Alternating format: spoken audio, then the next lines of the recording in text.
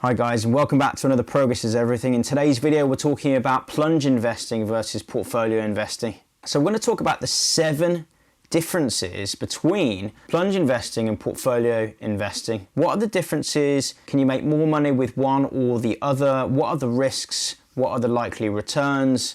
And who would it suit?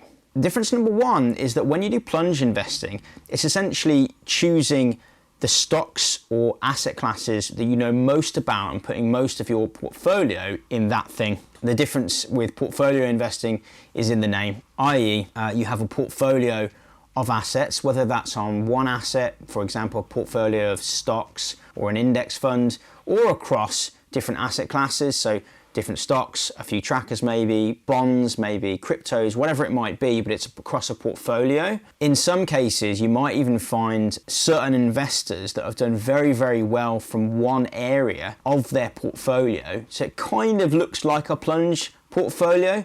An example of this is if you put, for example, I don't know, £100,000 or dollars or euros into Tesla 10 years ago, and you put £100,000, dollars, euros into an index fund, and you put £100,000, dollars, euros into real estate, and you did the same amount for bonds, then after 10 years, the Tesla stock would be worth millions, and the others may have doubled or tripled, but you would end up with a weighted portfolio that was very heavily into Tesla versus the other assets. So even if you are a portfolio kind of investor, there are people that have invested, 10% of their assets in Bitcoin or in Tesla, some of these massive growth asset classes or growth stocks, for example, and their portfolios, by the nature of how well one of those assets has done, has almost become like a plunge style portfolio. So we're going to talk about what a plunge style portfolio is like versus a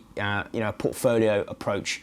So what about the returns? Well, the returns when you're diversified, generally close to the mean. So what that means is they're close to average. Sometimes average can be quite good. So the long-term return of index funds over kind of 10, 20, 30 years is around kind of 7, 8, 9%. But if you, for example, invested heavily into certain stocks, like Tesla or like Facebook or Amazon, you could have seen 100x returns. There are people that instead of buying a Tesla, for example, they bought Tesla stock and are now worth tens of millions of dollars. That is the example of the kind of returns you can get from plunge investing versus portfolio investing. Must be said that the risks are also magnified as well. So if you invest 80-90% of your net worth in a stock that doesn't do well, then the risks are obviously magnified as well. What about the knowledge, how much you actually know about the asset classes? For example, the portfolio approach, if you have 10 cryptocurrencies, 30 stocks,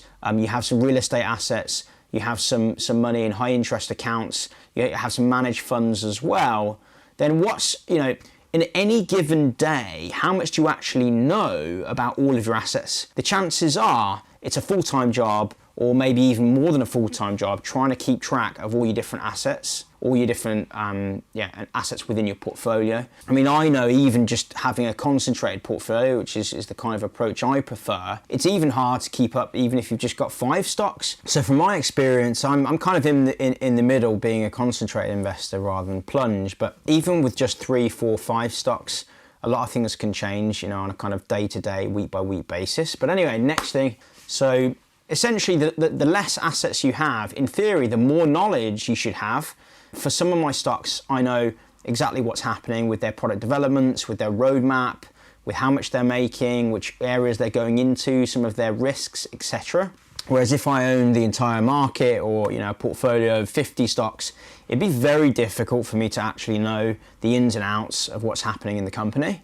This leads me on to the next thing. How quickly can you react and make adjustments to your portfolio if you're a concentrated or plunge investor, or if you have a portfolio approach? If you have a portfolio approach, the fact is you don't know really what's going on day to day in each asset class. If you have 30, 40 stocks, for example, even 20 stocks, it'd be difficult. So if some news comes out, unless you're doing it in an active way, and there are ways around this, you can have like news updates or trend analysis, or you can be following them on tickers, etc. But for the average person, if you're working or whatever, and you've got other things going on in your life, family life, or other things that are happening, it's very difficult, number one, for you to know what's going on in that company. And if something changes and you want to sell or you want to buy more, the reaction speed is much slower with a portfolio approach. Whereas if you're a plunge investor, you probably know when the AGM is, you probably know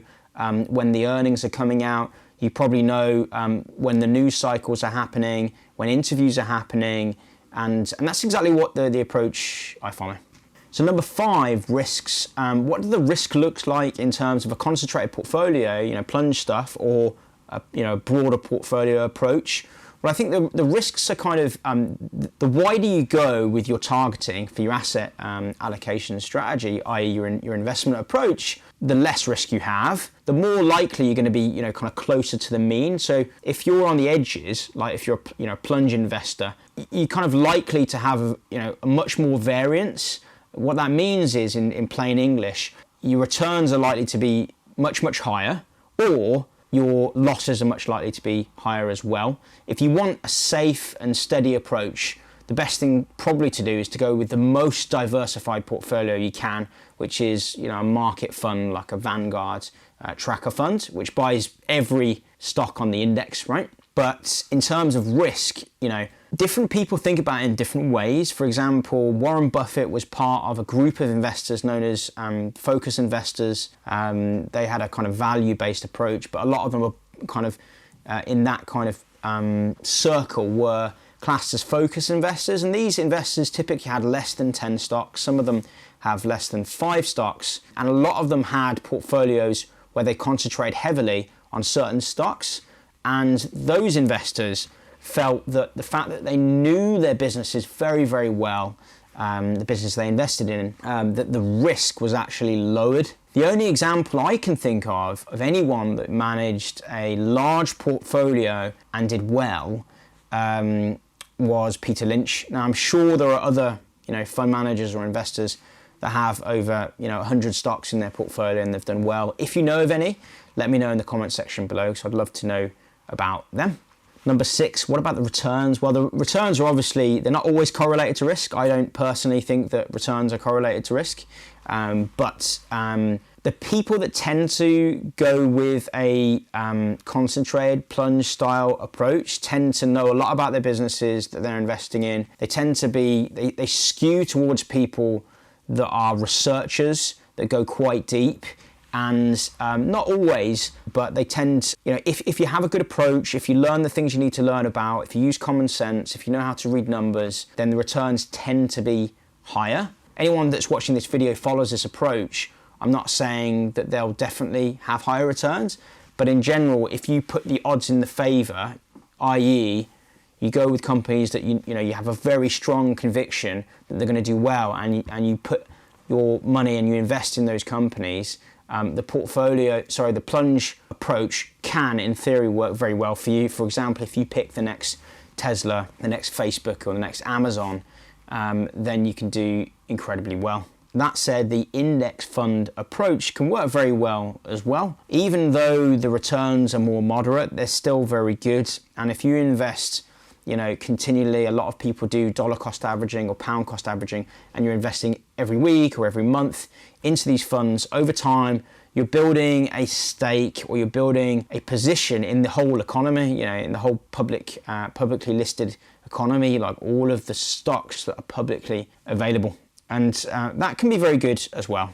And the last thing, the 7th difference between the other two, is really going into the detail of how well you can know the company. So a concentrated approach, there was a famous investor called Philip Fisher who coined the term scuttlebutting, which means when you're going down really into the details. For example, when you're going into the stores, and let's say you're investing in a retail company or a restaurant chain or a computer company, you're buying the products, you're phoning up the staff, you're looking at forums, you're looking at reviews. That's the kind of scuttlebutt approach where, you're going in and you're trying to answer as many questions as you can. For example, what's the customer service like? What's the store experience like? What's the whole customer experience like? Whether it's web, digital, retail, combined. What's the management like? how well are sales doing. So you might be able to, for example, phone up salespeople and ask how sales are doing, that kind of thing. That's what you can do with a plunge style of investing, or a concentrated style of investing. Even if, forgetting about 1 or 2 stocks, even if it's 5 to 10 stocks, you've got much more chance of doing that. Whereas if you've got a large portfolio, you've got tracker funds, there's no way in the world that you can, go into hundreds of different companies and keep track of hundreds of different companies. So there you go. There's the 7 different differentials between kind of plunge or concentrated investing and a portfolio approach of investing. What do? I actually do a little bit of both. I do have a little bit of funds. I pick a couple of fund managers that I like, but I do most of my investing in a concentrated way in high growth stocks, which I have a strong conviction over. This means that I can sleep at night. I feel that I've got my money in great companies that are going to do well over the mid to long term, kind of 3 to 10 years. That might be a bit too long for some other people, but in my experience, when I was younger, I found companies that were, going up 3, 4, 5, 10x. These are massive gains, obviously, in the investment world, in the stocks world. If you're in the alternative assets, like recently, cryptos have gone up more than 10x. But in the normal investing world of stocks and other asset classes, a 3 to 10x return from any one company is pretty good. So this is why I follow a more concentrated approach. I get asked a lot of questions on Quora, and some by email as well. If you want to ask me any questions on this or anything to do with investing, I can't give advice, but I can share my opinion. I can tell you about my approach. Of course, there'll be other people's opinions in the comment section below. You can add the comments to the community, and feel free to like the video if you like it. Send it to anybody who you think would value from this video, and of course subscribe, hit the bell notification icon to be notified about my next upcoming video. And remember that knowledge is power, especially the right kind of knowledge, and progress is everything. I'll see you guys in the next video.